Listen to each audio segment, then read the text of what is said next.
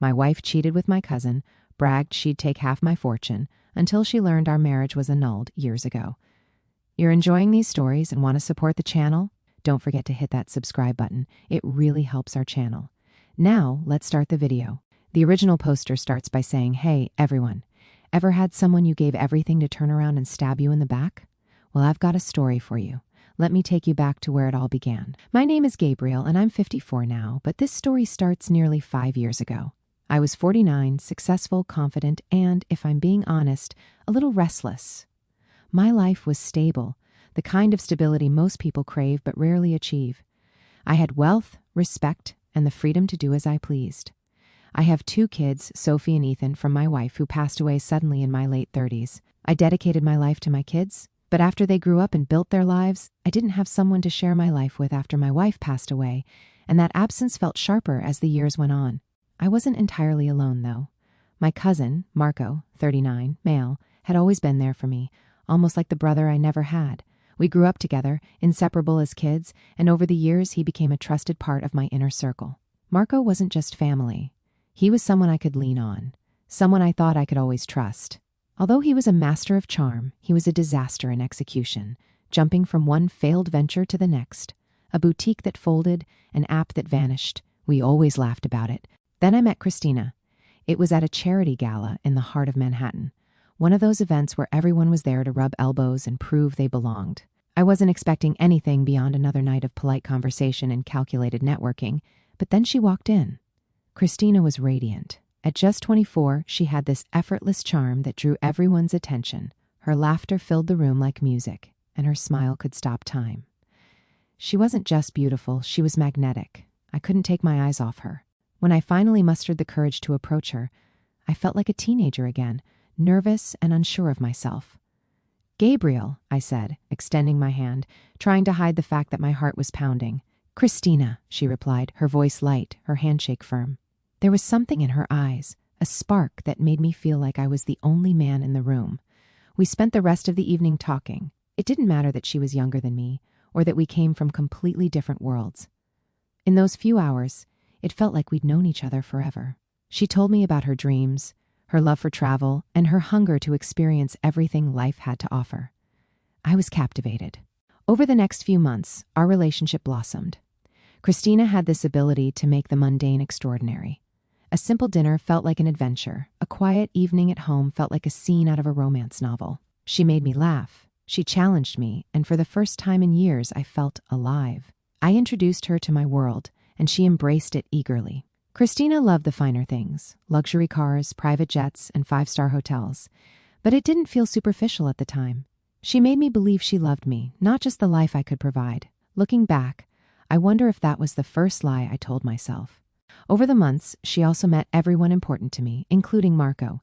He was his usual charismatic self, charming her with his easy jokes and warm demeanor. Christina fit in with my family effortlessly, or so I thought at the time. I remember feeling a deep sense of pride watching her laugh at Marco's stories. Like the 2 most important people in my life were forming a bond of their own. Speaking of Marco, since Christina entered my life, Marco was pushing his latest project, a nebulous tech startup he claimed would revolutionize data security. He talked about it incessantly at family gatherings, peppering his pitch with buzzwords like disruption and synergy, but never offering a clear explanation of what the business actually did. His persistence, however, began to wear me down. I'd spent years dodging his pitches, but when Christina started championing his ideas as well, I began to reconsider. "You should really think about it," Christina said one evening, her enthusiasm infectious. "Marco's on the verge of something big. He just needs someone to believe in him." Her words planted a seed of doubt in me. I didn't trust Marco's track record, but I trusted Christina. I wanted to support him, to give him the chance he kept asking for. She was my good influence. She made me love her more through these kind moves for me to strengthen my connections with my beloved ones. It wasn't long before I proposed. I spared no expense. A candlelit dinner on a yacht in the Mediterranean, a custom-designed diamond ring, and a string quartet playing her favorite song. When she said yes, I felt like the luckiest man alive. Our wedding was a grand affair, held in the gardens of our estate in the Hamptons. Every detail was perfect, from the flowers imported from Holland to the celebrity chef who prepared the menu. As Christina walked down the aisle, a vision in white, I thought to myself, "This is it. This is my forever. The first few years of our marriage were blissful. We traveled the world, spent lazy weekends in our penthouse overlooking Central Park, and hosted extravagant parties that were the talk of the town. Christina had everything she could ever want, and I made sure of it. But even then, there were signs. Small, almost imperceptible cracks in the facade. She'd occasionally make comments about wanting more excitement or joke that I was too predictable. I laughed it off, chalking it up to her playful nature. After all, I was giving her the world. What more could she want? I didn't realize it then, but those cracks were the first warnings of what was to come, and I, blinded by love and trust, ignored them all. It's funny how love can make you blind. It makes you see what you want to see, hear what you want to hear, and believe what you want to believe. And for those first few years, I believed with all my heart that Christina loved me as much as I loved her. But love, as I would later learn, is not always enough. Sometimes, no matter how much you give, it will never be enough for the person who doesn't know how to appreciate it. And Christina, as I would come to discover, was that person. The cracks in our perfect life were only the beginning. What came next shattered everything I thought I knew about her, about love, and about myself. But at the start, all I saw was the beauty, the joy, and the promise of a lifetime of happiness. Christina was my everything. I just didn't know how much that everything would cost. After our grand wedding, Christina and I settled into what I thought was a perfect life. I worked tirelessly to ensure we had everything we could ever want. Money wasn't just a tool, it was my love language, my way of showing her that she mattered more than anything. And Christina, she thrived in the world I'd built for her. Our penthouse in Manhattan became her playground. It overlooked Central Park, a view she adored. She'd stand by the window gazing at the city lights and say, "Gabriel, you've given me a dream." It felt good to hear that, like my hard work was validated. I wanted her to be happy, and every time I saw her smile, it felt worth it. Christina quickly grew into the role of a socialite. She became the centerpiece of every party we hosted, the woman everyone admired and envied. My world became hers, and I was happy to let her take the spotlight. We traveled endlessly, weekends in the Hamptons, summers on the French Riviera, winters in Aspen. Her favorite destination was La Romana in the Dominican Republic. She loved the exclusivity, the private villas, the turquoise waters. For years, it felt like we were living a fairy tale. But even fairy tales have shadows. The first signs of trouble were subtle, almost too small to notice. Christina had always been outgoing, but over time, her nights out became more frequent. At first, it was with friends from the charity circles, people I knew and trusted, but gradually, new names began to pop up. "Just some friends I met at the gallery," she'd say, casually brushing it off. I didn't think much of it. Christina was young, and I wanted her to feel free, not trapped by the age gap between us. But then she started coming home later and later. Her excuses grew flimsier. "It was just such a great night. You wouldn't have enjoyed it anyway." She'd laugh. I started feeling a gnawing doubt in the back of my mind. Was this normal? Was I being paranoid? I chalked it up to my insecurities about our age difference. I told myself that Christina was just enjoying her youth, that I had no reason not to trust her. After all, she always came home and always reminded me that she loved me. One night, I walked past the study and heard her talking on the phone. Her voice was low, almost a whisper, but the words I caught were sharp enough to cut through me. "He's great for stability," she said, followed by a soft laugh, "but he's so boring. I mean, he's Gabriel. What was I supposed to do, say no to a man with that kind of money?" I stood frozen, unable to move or breathe. Was she talking about me? She had to be. I wanted to storm in, demand an explanation, but I couldn't. My legs wouldn't move, and my mind was racing too fast to form a coherent thought. I quietly stepped away, pretending I hadn't heard anything, but her words replayed in my head all night. Stability, boring. My name, spoken like an obligation rather than a treasure. The next morning, I tried to act normal, but something had shifted. I watched her more closely, noticing things I'd ignored before. The way she glanced at her phone constantly, the sudden bursts of laughter. At texts she refused to share. The new friends who always seemed to be younger, more vibrant, and not part of our usual circle. I wasn't about to jump to conclusions without solid evidence. I needed hard facts to back up what my intuition was already screaming. No way was I going in blind. One night I mentioned to Marco that Christina had been acting distant. He waved it off with a laugh. "She's young, Gabe. Probably just needs a little excitement. Don't read too much into it." His words reassured me, and for a while, I convinced myself he was right. However, it wasn't long before the proof began to appear. One evening, while Christina was in the shower, her phone lit up with a message, and I wasn't going to miss an opportunity like that to ensure the message was from someone named L. It read, "Can't wait to see you again. Love you." My blood ran cold. This wasn't a friend. Friends don't send messages like that. Christina came out of the shower, oblivious to the storm brewing inside me.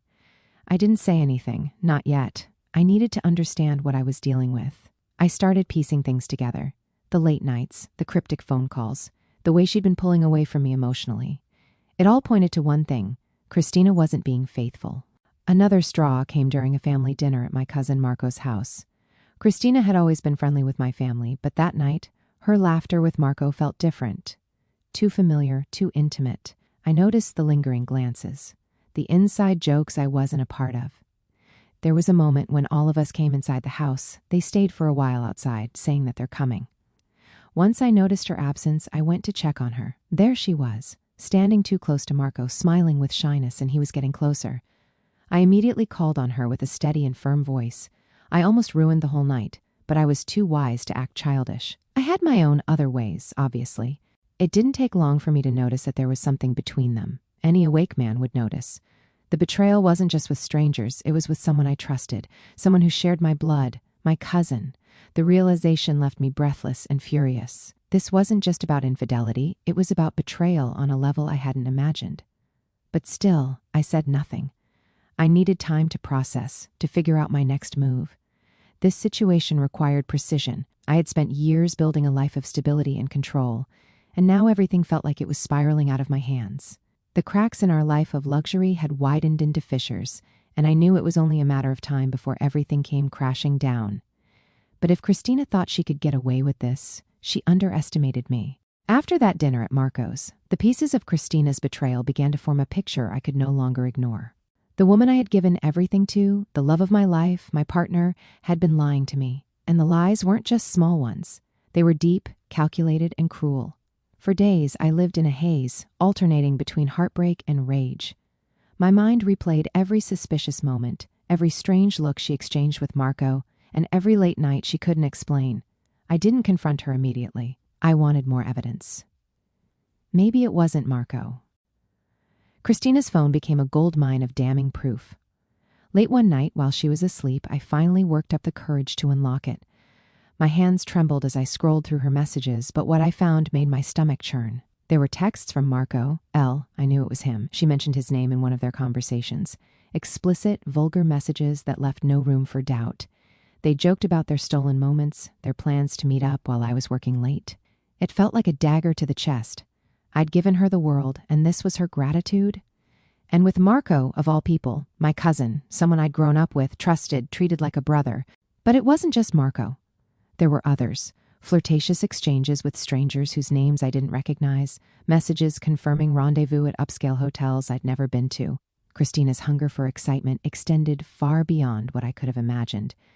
That night, I sat in my office. In front of me lay a folder filled with evidence. Messages, photos, every damning lie Christina thought she'd hidden so well. For a moment, I let myself feel the weight of it all. The years I'd wasted, the love I'd poured into someone who never truly deserved it. I exhaled, slow and deliberate, then slid the folder into the safe. Not yet. Confronting her now would be satisfying. Oh, it would feel good to see her squirm, but it wouldn't be enough. I needed precision, strategy. I needed to dismantle her life the way she tried to dismantle mine. Carefully, deliberately, and with no room for recovery. Just as I was closing the safe, my phone buzzed on the desk. It was Charles, my oldest friend. He wanted me to come to dinner. My first instinct was to decline. After all, what was the point? For so long, I'd wrapped myself in a cocoon of work, home, and Christina, shutting out everything and everyone else. But something stopped me. Maybe it was exhaustion, or maybe it was the faint whisper of a life I used to have, one filled with people who genuinely cared about me. Over the next few weeks, I moved methodically.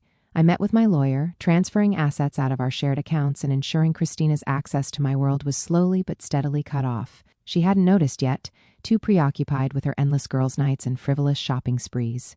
Each small step felt like a victory. When the joint credit card declined for the first time, I felt a flicker of satisfaction. That evening, Christina stormed into the penthouse, fighting confusion. "Gabriel, there must be some mistake," she said, waving the card in my face. "I'll look into it," I replied, keeping my tone calm, almost disinterested. She didn't press further, too proud to admit the humiliation. But it wasn't about the money for me. It was about breaking the trust in everything I gave her. Little did she know, this was only the beginning. Then I started to clean things up with Marco first, since this trustworthy guy left me no choice. His smug demeanor, his constant hovering around Christina, and the subtle way he always steered conversations back to his business, it was all too calculated. When I finally pieced it together, I decided to confront him directly. No theatrics, no warning, just the truth, raw and unvarnished. I called him to my office one evening. He walked in, all false confidence and casual arrogance. "What's up, cousin?" he said, easing into the chair across from me like we were just catching up over coffee. I didn't waste time. "Cut the act, Marco. I know what you've been doing." He froze for half a second, just long enough for me to see the flicker of guilt in his eyes. "What are you talking about?" "You and Christina," I said, leaning forward. "The late-night chats, the secret meetings, the way you've been using her to push your business agenda. Do you think I'm blind?" Marco smirked, a defense mechanism I'd seen him use 100 times. "Come on, Gabriel, you're reading too much into this. Christina's just been supportive of my work. She knows how much I've been struggling to get investors, and she thought I might what?" I interrupted, my voice like ice. "Invest in your scam because she asked me to? Because she warmed me up to the idea while you were what? Sharing secrets? Sharing more?" Marco's smirk disappeared, replaced by a forced calm. "You're making it sound like—" "Don't insult me by playing dumb, Marco," I snapped. "You've been working this angle for months, using my wife, to line your pockets. What kind of man does that to his own family?" He shifted uncomfortably in his seat. "You're overreacting," he said, but the tremor in his voice betrayed him. "Christina and we've just been talking, Gabriel. That's it." "Talking? Then why does she have your name saved in her phone under a code? Why do I have messages from her saying she'll make sure I see the value in your garbage startup?" Marco's face flushed, his composure cracking. "Look, I didn't mean for this to—" "You didn't mean for this to what?" I demanded, standing now, my fists clenched at my sides. "To blow up in your face? To get caught? You think I don't know what kind of man you are? You think I don't see how you've been manipulating her and trying to manipulate me?" He stood too, trying to save face. "You've got it all wrong, Gabriel," he said, his voice rising. "Christina came to me. She's the one who—" "Don't you dare try to blame her," I said, cutting him off. "She's guilty, yes, but your family, you knew exactly what you were doing, and you did it anyway." For a moment, we stared at each other, the air between us heavy, with years of shared history, now shattered by betrayal. "You're going to regret this," he said, his tone laced with a hollow threat. "No, Marco," I replied coldly. "The only one who's going to regret this is you. And by the time I'm done, there won't be a single person willing to touch your business or your name." Marco stormed out, slamming the door behind him, but his anger didn't faze me. If anything, it only fueled my resolve. I knew the next confrontation would be even harder, but I wasn't going to back down. Now for Christina. She had built a web of lies, and I wasn't about to walk into it blindly. I needed to think this through. If she thought I was going to crumble, she was wrong. I had one advantage she didn't realize. I'd been planning for this moment long before it even happened. The annulment papers sat in my office safe, untouched since the day I signed them nearly a decade earlier. I'd had them drawn up during our honeymoon in La Romana, back when I was still in the honeymoon phase, literally and figuratively. It wasn't because I didn't trust Christina back then. It was because I knew the risks of being a man in my position. Wealth attracts people, and not all of them have pure intentions. I told myself the annulment was a worst-case scenario I'd never have to use, but now it felt like my saving grace. Guess what? Little did Christina know that we weren't legally married. She thought she'd secured herself a lifelong claim to everything I owned. That was her first mistake. I'd waited for the perfect moment, quiet, private, where she couldn't run or deflect. Dinner in the penthouse was just the opportunity I needed. I set the table myself and pretended to be the man she thought she could still manipulate. But underneath it all, I was calm, calculating. Every word I said, every look I gave was part of the plan. Christina thought she held the cards. She was about to find out just how wrong she was. Christina looked stunning, as always, her makeup flawless, her smile radiant. She had no idea what was coming. "I ran into Marco today," I said casually, cutting into my steak. Her fork paused midair. "Oh, how's he doing?" "Fine," I said, locking eyes with her. "He mentioned you, said you two have been spending some time together." She forced a laugh. "Oh, come on, Gabriel, Marco and I. Don't be ridiculous. He's family." "Exactly," I said, my voice cold, which is why I find it disgusting. Her smile faded completely. "What are you talking about?" I leaned back in my chair, staring at her. I know, Christina. I know about Marco. I know about the others. Don't play dumb. I've seen the messages. Her face turned pale, and for the first time, she was at a loss for words. I don't know what you're talking about, she stammered. Save it, I shouted, my voice rising. Do you think I'm stupid? Do you think I haven't noticed the late nights, the lies, the way you act around him? You've been using me, Christina. All this time, I've been nothing but a paycheck to you. She tried to deny it, but her voice cracked, and tears welled up in her eyes. It wasn't supposed to be like this, she whispered, finally dropping the act. I didn't mean for it to happen. A predictable display of crocodile tears. You didn't mean for it to happen, I laughed bitterly. So what did you mean to happen? To bleed me dry until you found your next victim? Her silence spoke volumes. She knew she'd been caught and there was no way out. But instead of apologizing, she turned defensive. You're not perfect, Gabriel. You're boring, predictable. Do you know how it feels to be married to someone who cares more about work than me? Her words stung, but I didn't let them show. I cared about you more than anything. I offered you everything you'd ever dreamed about, I said coldly, and you threw it all away. I hope Marco was worth it because you'll be leaving this marriage with nothing. She looked confused, her tears stopping for a moment. What do you mean? I smiled then, a small, cruel smile. I mean, we were never married, Christina, legally anyway. I annulled the marriage 4 months after our wedding. So technically, you've been nothing more than a very expensive girlfriend. Her face crumpled as the weight of my words sank in. You're lying, she whispered, shaking her head. Am I? I said, pulling the annulment papers from my briefcase and sliding them across the table. See for yourself. She was absolutely shocked. How did this happen? When? Remember La Romana? I asked, my voice cold and deliberate. While you were sipping cocktails and enjoying yourself like a fool, you were already divorced and didn't even know it. She grabbed the papers with trembling hands, her eyes scanning the text. When she looked back at me, her expression was a mix of shock, anger, and despair. You bastard, she spat. No, Christina, I said, standing up. That's you. And now we're done. I walked out, leaving her sitting there in stunned silence. The war wasn't over yet. The fallout of her betrayal was just beginning. Christina's screams echoed in the penthouse as I closed the door behind me. I didn't care. For the first time in a decade, the weight of her presence was gone, and I felt strangely calm. I had no idea where to go. My home, my sanctuary, had been tainted by her deceit, so I decided to go to the one place where clarity had always found me, the office. The next morning, my lawyer called. Gabriel, are you sure you want to do this publicly? He asked, his voice cautious. We can keep it quiet, settle everything behind closed doors. No, I said firmly. She doesn't deserve quiet.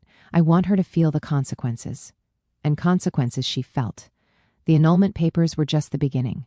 I removed her name from everything, cars, properties, even the shared memberships to exclusive clubs. By the end of the day, Christina's life had gone from penthouses and private jets to 4 suitcases and a guest room at her friend's apartment. Within days, she was calling me incessantly, leaving voicemails that ranged from tearful apologies to outright threats. You can't do this to me, Gabriel, she sobbed in one message. I gave you the best years of my life. Loved you. I laughed bitterly, deleting the voicemail. The best years of her life? Maybe, but she'd spent those years siphoning everything she could from me while chasing her thrills behind my back. Love didn't even enter the equation. What? Was she waiting for me to die and live happily ever after with my cousin using my money? The more desperate she became, the more I realized how much power I had taken back. But the fallout wasn't just financial. Christina's betrayal had cracked open my personal life in a way I hadn't anticipated. Friends and acquaintances began whispering. Some pitied me, while others saw an opportunity to get closer now that she was gone. It was exhausting sorting out who genuinely cared and who was just curious about the scandal.